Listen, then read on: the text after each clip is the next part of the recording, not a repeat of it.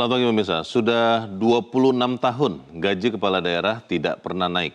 Dalam rentang lebih dari seperempat abad itu Indonesia telah berubah. Inflasi bergerak, biaya hidup meningkat, kompleksitas pemerintahan daerah bertambah. Dan tuntutan masyarakat terhadap kualitas pelayanan publik semakin tinggi. Pemirsa, inilah editorial Media Indonesia di seri hari ini Selasa 11 Agustus 2026 dengan tema Kaji Sebelum Menaikkan Gaji bersama saya Leonard Samosir.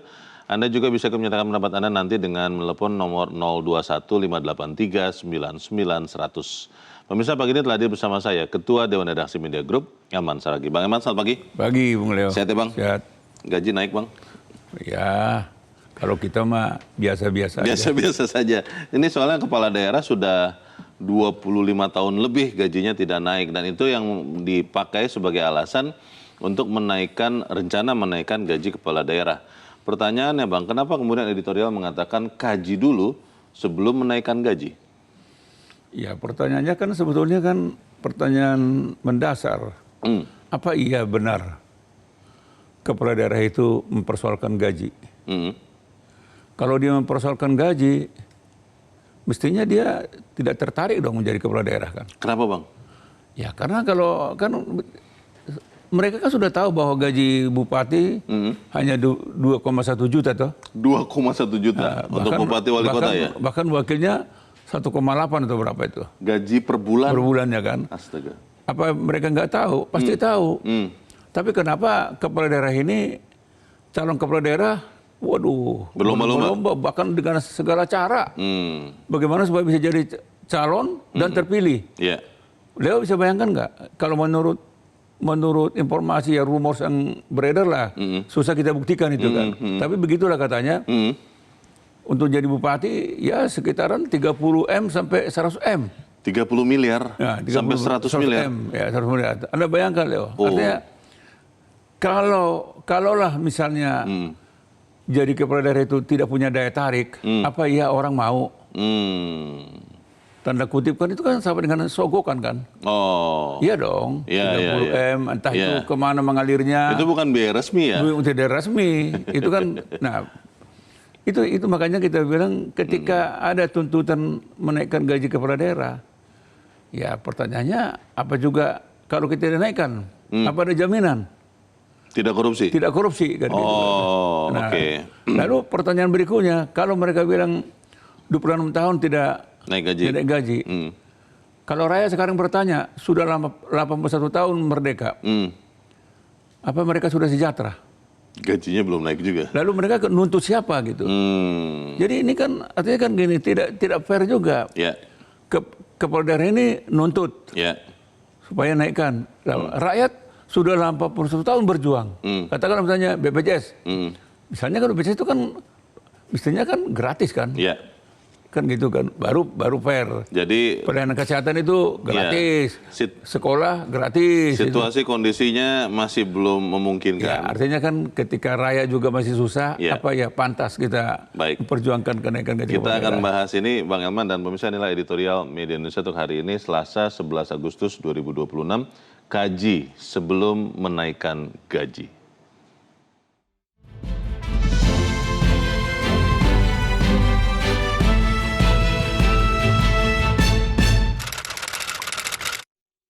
Kaji sebelum menaikkan gaji.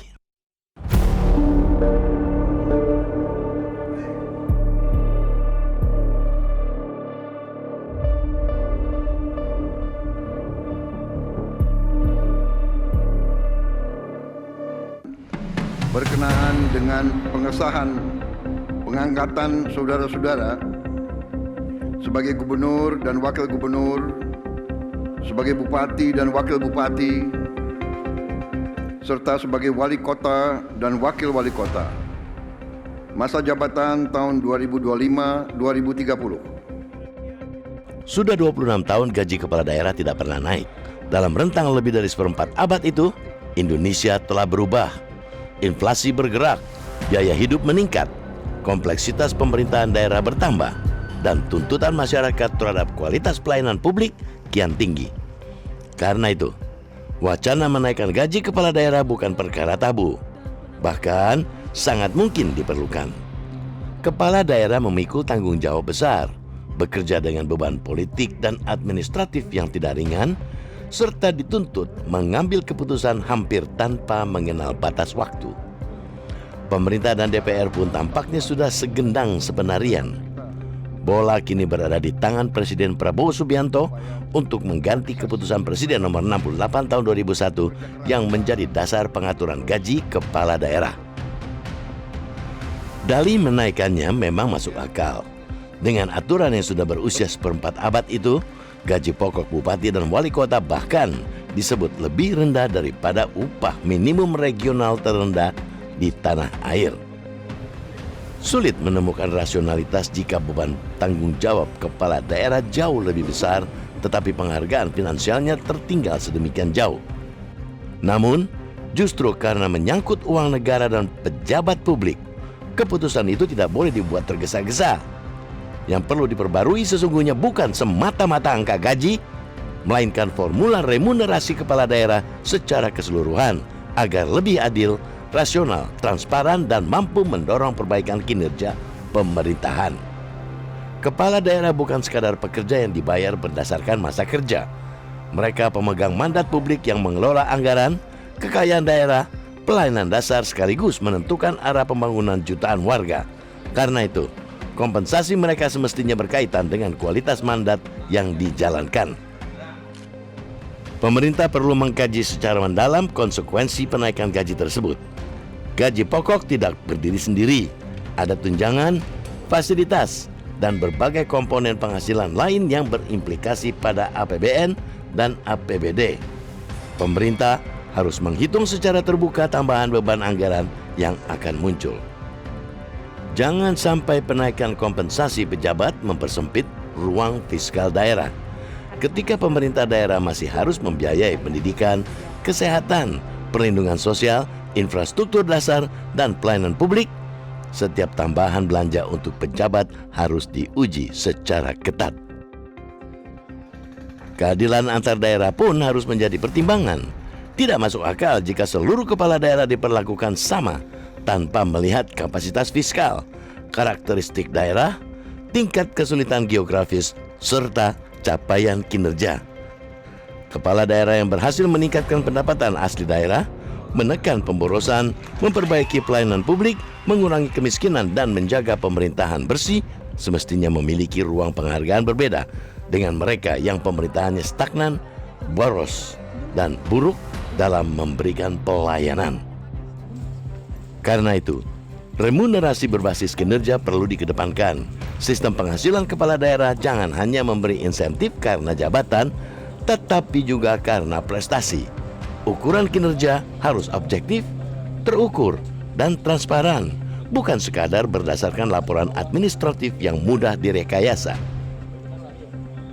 Ukuran terpenting ialah hasil yang dirasakan masyarakat. Kemiskinan turun, pendidikan dan kesehatan membaik, investasi serta lapangan kerja tumbuh, anggaran semakin efisien, korupsi ditekan, dan pelayanan publik semakin cepat serta mudah. Konteks keadilan sosial juga tidak boleh diabaikan. Publik wajar bertanya ketika penaikan gaji kepala daerah dapat dibahas relatif mulus. Sementara banyak pekerja sektor publik masih menghadapi ketidakpastian, kesejahteraan, dan status pekerjaan. Itu bukan berarti kepala daerah tidak layak memperoleh penghasilan yang pantas. Negara memang harus memberikan kompensasi yang wajar. Namun, seluruh kebijakan remunerasi publik harus dibangun di atas prinsip keadilan yang konsisten. Jangan sampai muncul kesan kesejahteraan pejabat lebih mudah diperjuangkan daripada kesejahteraan mereka yang dilayani. Penaikan gaji juga tidak otomatis memperkuat integritas. Integritas tidak dibeli dengan gaji. Karena itu, remunerasi yang layak harus berjalan bersama pengawasan yang kuat, penegakan hukum yang tegas, transparansi anggaran, serta penghargaan dan sanksi berbasis kinerja. Momentum perubahan Kepres nomor 68 tahun 2001 sebaiknya tidak hanya digunakan untuk mengganti angka yang sudah usang. Pemerintah perlu membangun arsitektur remunerasi kepala daerah yang baru dengan memperhitungkan kemampuan fiskal, tingkat kesulitan daerah, dan capaian kinerja. Penaikan gaji kepala daerah memang layak dipertimbangkan. Namun layak dipertimbangkan bukan berarti harus segera diputuskan. Pemerintah dan DPR perlu melakukan kajian komprehensif sebelum keputusan final diambil. Jangan sampai negara menaikkan gaji pejabat, tetapi pada saat yang sama mengurangi kemampuan daerah memenuhi hak rakyat.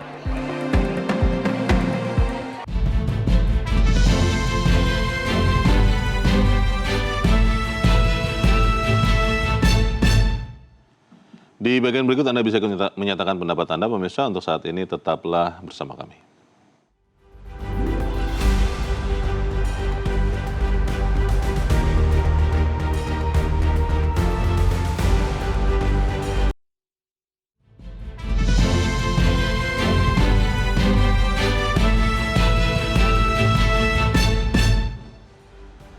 Terima kasih pemirsa Anda masih bersama kami, dan sekarang kita akan mendengarkan dulu pendapat dari pemirsa Metro TV. Kali ini ada dari Cirebon, Jawa Barat, ada Pak Sunoto. Pak Sunoto, selamat pagi. Selamat pagi Bang Leo dan selamat pagi Bang Elman. Selamat Yang pagi, pertama, ya, kita harus pisahkan pengertian antara jabatan politis dan jabatan karir. Kalau jabatan karir itu sangat pantas kita bicara soal gaji naik dan seterusnya. Tapi kalau jabatan politis itu tidak perlu Bang Elman. Karena apa? Karena di situ yang dipilih adalah orang-orang yang sudah kelasnya tersendiri, yang sudah tidak pantas untuk bicara soal gaji. 2008 saya mencalonkan wali kota di Cirebon, dan saya udah punya niat kalau jadi saya nggak akan ambil gaji itu. Karena sudah bukan kelasnya kalau seorang jabatan politis seperti wali kota, bupati, gubernur masih bicara soal gaji. Yang kedua, ya, seperti wamen atau menteri, itu juga kan jabatan politis yang kerjanya hanya 5 tahun, after that finish. Ya, kan? Nah, jadi nggak perlu ada uang pensiun. Betapa menyakitkannya kalau jabatan-jabatan politis dikasih uang pensiun seumur hidup, sementara rakyat di bawah kelimpungan mencari makan untuk hari-hari. Saya kira kaji dulu definisinya sebelum mengkaji prestasinya. Terima kasih. Baik. Terima kasih Pak Sunoto di Cirebon, Jawa Barat untuk pendapat Anda, Pak. Selamat pagi. Jabatan politis harusnya orang-orang yang tidak lagi membicarakan gaji menurut Pak Sunoto. Bagaimana Bang Elman? Ya, betulnya apa yang dikatakan Pak Sunoto itu benar. Itu yang kita sampaikan dari awal tadi kan. Ketika seseorang atau seorang tokoh melamar lah istilahnya ya, mengajukan untuk calon bupati, wali kota, calon gubernur misalnya kan. Artinya memang kalau kita ikutin apa pandangan dari Pak Sunoto, orang ini sebenarnya udah selesai dengan dirinya kan. Artinya untuk makan, untuk segala-galanya udah selesai lah. Dia tidak lagi mengandalkan apa yang akan dia dapat dari negara. Istilahnya dari pekerjaan. Pekerjaannya sebagai bupati kan. Dan buat dia sebenarnya kan bupati itu bukan pekerjaan kan. Itu kan kehormatan. Pengabdian gitu kan. Nah, maksud kehormatan diganjar dengan gaji. Dan yang mendapat kehormatan itu maksud nuntut gaji. Itu kan soal besar. Bukan persoalannya kita tidak setuju, ya setuju aja. Sepanjang memang masuk akal kan itu kan. Makanya kaji dulu, benar nggak? Sudah benar nggak bahwa kepala daerah ini memang tuntutannya harus dipenuhi kan gitu kan. Jadi memang tadi sudah kita katakan, rakyat kalau mau bicara sebetulnya satu persatu dari hampir 300 juta penduduk kita ini, mereka juga keluhannya banyak loh. Mereka juga berharap kapan dong kami diperhatikan. Masih terus berjuang ya? Berjuang terus. Katakan misalnya kan, kapan dong BPJS ini jangan lagi kami tanggung. Benar-benar di cover oleh negara. Ya kan masyarakat rakyat kan udah bayar pajak, bayar ini. Mestinya kan BPJS kan boleh lah itu menjadi hadiah buat rakyat kan gitu kan. Dan sebagainya. Sekolah dan sebagainya gitu kan. Nah, jadi itu soal besar. Dan jangan sampai nanti ada pandangan ketika pejabat kepala daerah menuntut naik gaji, lalu cepat-cepat dipenuhi. Berbanding terbalik dengan rakyat yang selalu menderita kan gitu kan. Nah sekarang ini kan rakyat sekarang kan membutuhkan lapangan pekerjaan. Mana kan gitu kan. Rakyat juga membutuhkan misalnya kan untuk membelikan kebutuhan sehari-hari gampang dan murah. Mana gitu kan. Ini kan jadi mestinya ya kajian-kajian seperti ini harus betul dilakukan dan transparan. Kalau di dalam pemberitaan yang beredar, Bang Elman, Mendagri menekankan bahwa kalau nanti disesuaikan atau dinaikkan gaji atau remunerasi, tidak diberikan secara otomatis atau merata, tapi berdasarkan kinerja dari kepala daerahnya. Dengan syarat, ada beberapa syarat, salah satunya penurunan angka kemiskinan, kemudian pengurangan tingkat pengangguran terbuka. Kalau seperti ini bagaimana, Bang? Ya kalau itu masuk di akal. Artinya kan, katakanlah misalnya kan kalau PAD-nya meningkat, kan gitu. Itu kan pokoknya kan yang membayar gajinya itu kan rakyat juga kan. Betul. Kalau PAD-nya meningkat, kemiskinan berkurang, kesejahteraan penduduk juga makin tinggi kan gitu kan. Semuanya kemudahan-kemudahan terpenuhi kan gitu kan. Wajar kalau di situ. Wajar sekali. Itu kan prestasi. Jadi prestasi itu harus diganjar dengan ya remunerasi kan gitu kan. Penghargaan ya. Penghargaan gitu kan. Tapi sebenarnya kalau tanpa prestasi mestinya dievaluasi dong. Kan begitu kan. Pertanyaannya Bang, kalau kemudian dinaikkan itu kan otomatis menambah beban keuangan negara.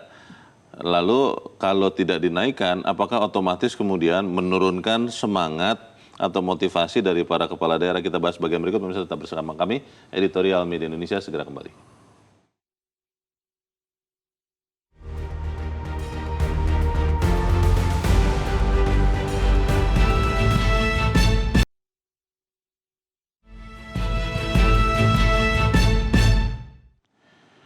Terima kasih Anda masih bersama kami dan kita di bagian akhir diskusi kita pagi ini. Bang Elman, ini kan pilihannya dua Bang, gajinya tidak naik, lalu gaji naik mungkin seperti yang tadi dikatakan Mendagri, tergantung kinerja masing-masing kepala daerah. Kalau gaji tidak naik Bang, apa yang akan terjadi dengan kinerja dari kepala daerah?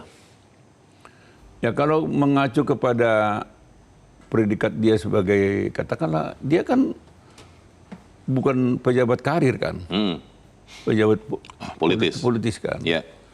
Jadi mestinya seseorang menjadi kepala daerah mau digaji atau digaji mestinya kan nggak ada masalah loh.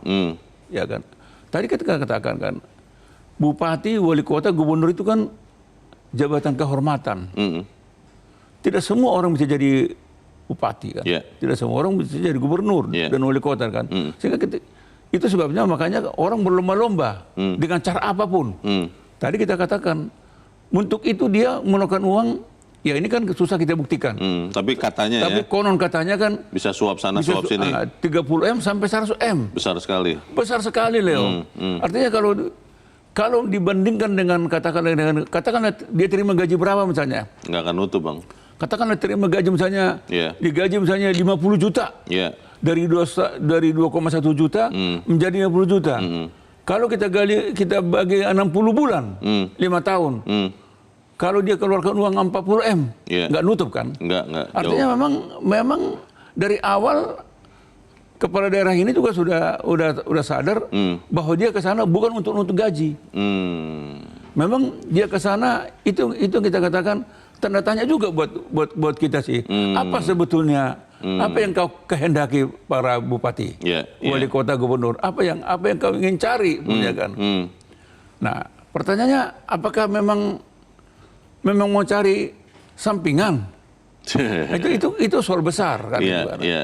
Dan faktanya memang kalau kita lihat, misalnya kan di Jawa Tengah aja hampir dalam beberapa 2 tahun menjelang 2 tahun ini 5 bupati di Jawa Tengah itu ketangkap OTT KPK kan gitu kan. Ini jadi soal besar. Jadi memang sekali lagi memang harus dikaji secara komprehensif ya untuk menaikkan ini.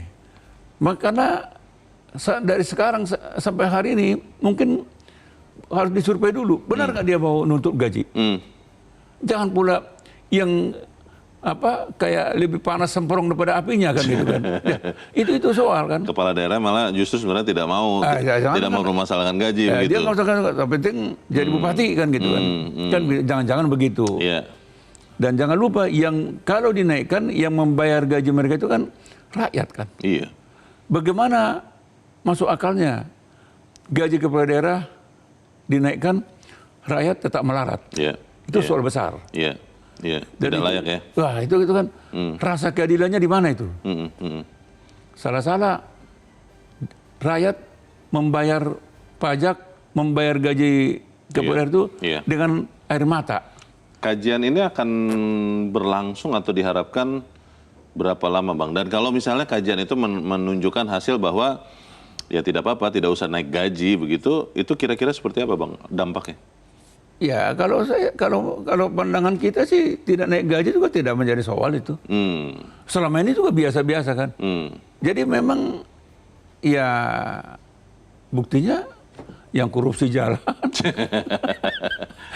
Tidak masalah ya. Itu memang yang menjadi pertanyaan. Kalau dinaikkan gaji, tiba-tiba dia masih korupsi. Itu dia. Kalau dinaikkan gaji, prestasinya juga tidak ada. Baik. Ini soal besar. Jadi pemerintah harus menjawab ini lebih dulu, baru mengkajinya. Oke. Kita harap itu yang akan dilakukan pemerintah. Bang Elman Saragih, terima kasih sudah hadir tempat ini, Bang. Selamat pagi. Pemirsa, penaikan gaji kepala daerah memang layak dipertimbangkan, namun layak juga dipertimbangkan bukan berarti harus segera diputuskan. Pemerintah, DPR perlu melakukan kajian komprehensif sebelum mengambil keputusan. Jangan sampai negara menaikkan gaji pejabat, namun di saat yang sama mengurangi kemampuan daerah memenuhi hak rakyat. Saya Leonard Samuslim, terima kasih Anda sudah menyimak editorial Media Indonesia untuk pagi ini. Terus jaga kesehatan Anda, terus jaga nurani Anda. Selamat pagi, sampai jumpa.